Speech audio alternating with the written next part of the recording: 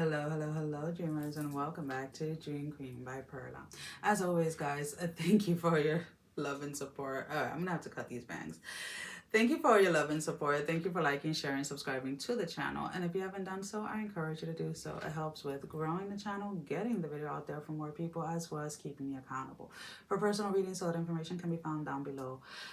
Virgo, we have getting back up or back on top. So a lot of you Virgos, when you go through challenging situations in your life, whether they're financially or emotionally, mentally, physically, spiritually, or whatever it is, you're very quiet about it.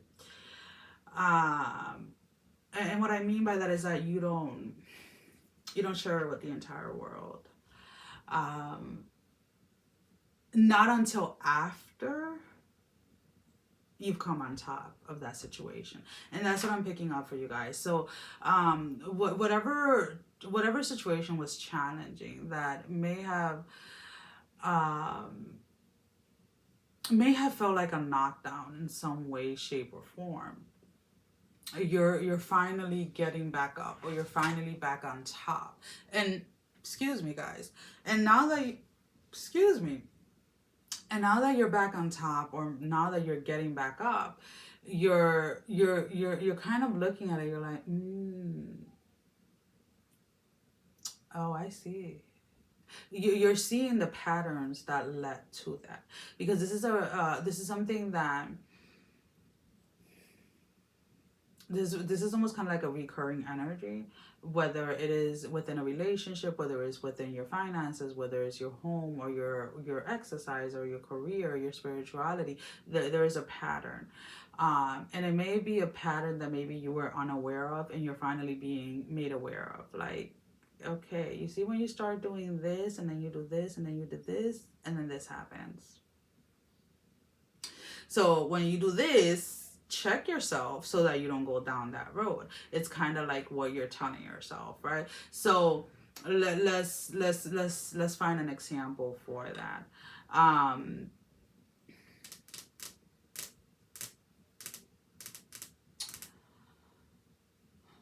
Okay.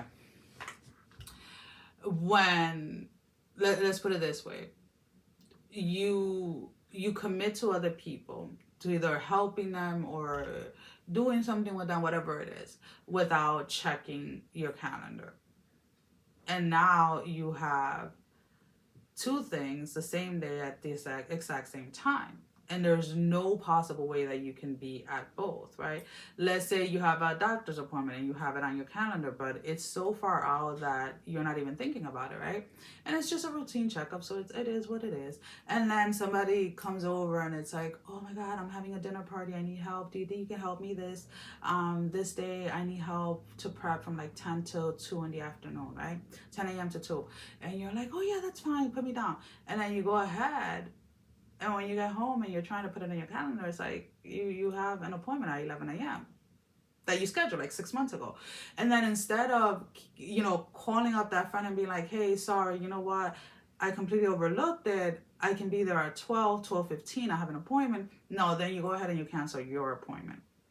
Then you go ahead and you do it with something else. Maybe you have a nail appointment. Maybe you have a hair appointment. Whatever it is, it doesn't really matter. And then somebody asks you for help. And then it's like, by trying to help everyone else, you don't realize that you're saying no to yourself continuously. And then you get to a point where you feel so drained and so out of tune with yourself, because you've been giving. And there's nothing wrong with giving. That's not what I'm not saying that there's anything wrong with giving, but you should always come first. And I know a lot of people are going to be like, oh, that's so wrong. You shouldn't tell people to be selfish. Yes, you need to be selfish. Because if you are not taking care of yourself, and if you're not there mentally, physically, spiritually, you can't be there for anybody else. And I'm saying that from experience, because with some of the situations that I've experienced physically, when I was first diagnosed, I was not able, like I burned myself out for years thinking I was just tired because I worked full time, because I had kids, and it was just normal. It got to the point where I literally couldn't open my eyes without crying because of the headaches that I was experiencing from the lack of rest and the lack of sleep. I was unaware that I had narcolepsy at the time. But it took me to a point where I was at my breaking point, and I was literally for like almost 6 months unable to be there for my kids the way that I was normally there. I wasn't able to be there for them to like watch TV and things like that. I had to get a lot of help from family members, and it was because when I first started saying I'm tired, I kept sweeping it under the rug. I kept sweeping it under the rug. And it was actually a coworker of mine that actually scheduled an appointment to the doctor, because we went to the same doctor, and she called the doctor. They were friends and stuff. So she called the doctor up and she told the doctor what was happening and what she was seeing in me. And that's how the whole journey with the narcolepsy diagnosis went.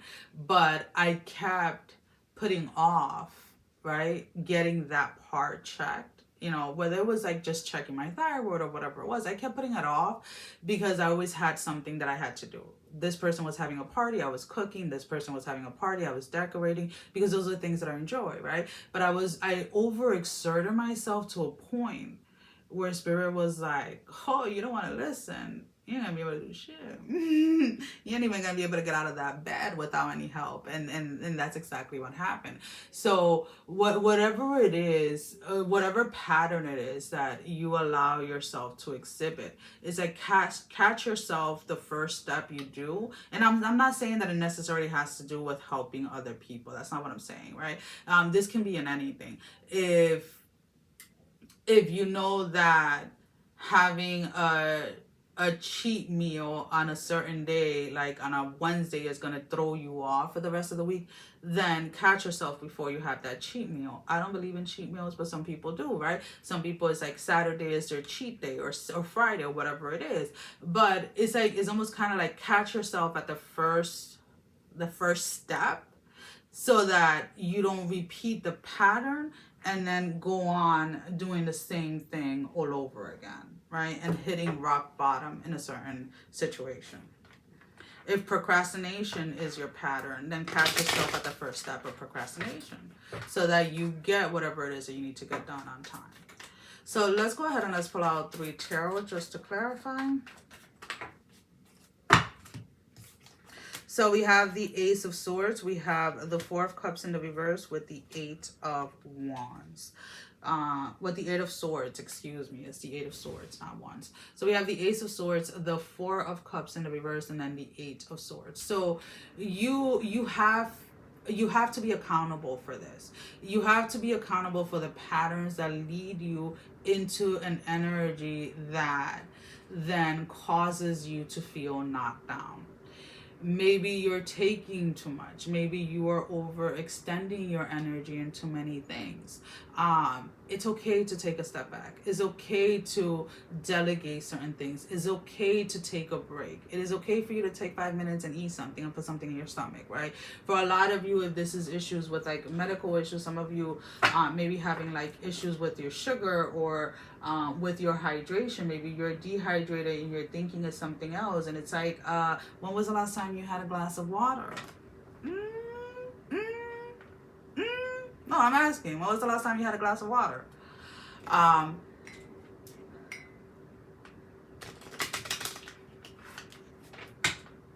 then, you know, dehydration can lead to a lot of other things. Low blood sugar can lead to a lot of different things. Malnutrition can lead to a lot of different things, right? So it's like, be accountable. We all have to be. We don't like to hear it, but we all have to be accountable, right? Alrighty, so let's go ahead and let's pull out a love energy card. Now, the love energy doesn't have to be romantic. It can be platonic. It can be your self-love, or it can be a passion for a hobby or a career. Give me one card, Spirit. So we have the butterfly. Relationship evolving to the next phase, healing the inner child and growth. So this is an opportunity for you to growth, right? When you recognize the patterns, then when you know what the initial first step is into a pattern, then you're able to stop it, right? If you find yourself getting overwhelmed over something small, why is it that you're doing it? Or why are you feeding that energy? Why are you entertaining certain things that you know that you shouldn't, right? I get it, Virgo. You want to save everyone. You want to be there for everyone, but right now, focus on you. Focus on saving you. Focus on getting you to where you want to be, and that's the best way that you're able to help others. Because a lot of the times, a lot of them people you want to be helping, Virgos, they ain't even listening to a word you're saying. Just being honest. Help those that are asking you for help. But also know when somebody's taking advantage of you. We all know you can do it all, Virgo. We know you can do it all. We know it. But you don't gotta, love. You don't have to. You don't have to. Alrighty, let's go ahead and let's pull out a closing message. And somebody else had this one. Number 18, the eyes of the eagle, rising above the fray. So seeing that pattern and knowing that, yeah, you know what? I didn't realize it before, but now I see it. So now next time I'm going down that road, I'm going to check myself and I'm going to go in a different direction, because ain't nobody got time to be continuously being knocked down over the same freaking crap over and over again, right? If we're going to get knocked down, we want to get knocked down over something that we have no idea that was coming, or something that we couldn't prevent. And it's like a lesson, like, oh, okay, I get it. But when you're getting knocked down over things that you have already processed and that you have already overcome in the past, that is when you have to check yourself and you have to take accountability for that. And I say that with all the love, because trust me, I have a lot of patterns that I need to check myself on daily, because it's like one little thing can spiral everything out of control, right?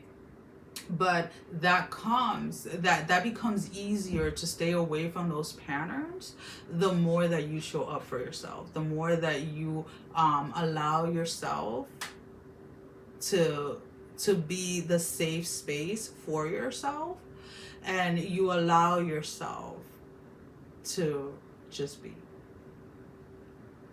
and do what you can when you can, and don't try to overdo it. There will come a time when you will be able to handle more and you will be able to do more, but all of that comes with practice and with time. Because when you learn to manage the time that you have now and the things that you have now, and sticking to them and staying on top of them, then you are able to add more to it. Alrighty, Virgos, honey, every single one of you, love, strength, and blessing, guys. Take care. Love you all. Mwah. Bye-bye.